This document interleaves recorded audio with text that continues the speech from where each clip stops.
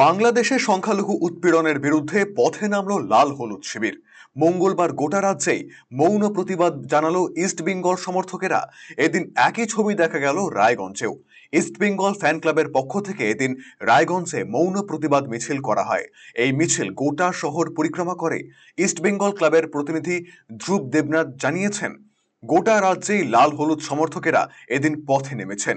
সকলে মিলিতভাবে বাংলাদেশের ঘটনার প্রতিবাদ জানালেন।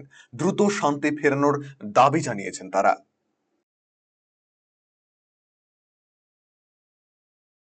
আচ্ছা, আজকে আমরা এখানে একত্রিত হয়েছি আমরা ইস্ট বেঙ্গল ফ্যান ক্লাবের তরফ থেকে। আমাদের এখানকার আজকের যে প্রতিবাদের যে বিষয় সেটা হচ্ছে, বর্তমানে আন্তর্জাতিক স্তরে সবাই জানে, কারোরই অজানা নয়, যে বাংলাদেশে যেরকমভাবে মানে মাইনরিটি বা সংখ্যালঘুদের উপর যে উৎপীড়ন হচ্ছে, পীড়িত হচ্ছে, তাতে আমরা সরকারের দৃষ্টি আকর্ষণ করতে চাইছি যে সেখানে শান্তি এবং সম্প্রীতি ফিরে আসুক। এই বার্তা নিয়েই আমরা আজকে একটা মৌন মিছিলে জমায়েত করি।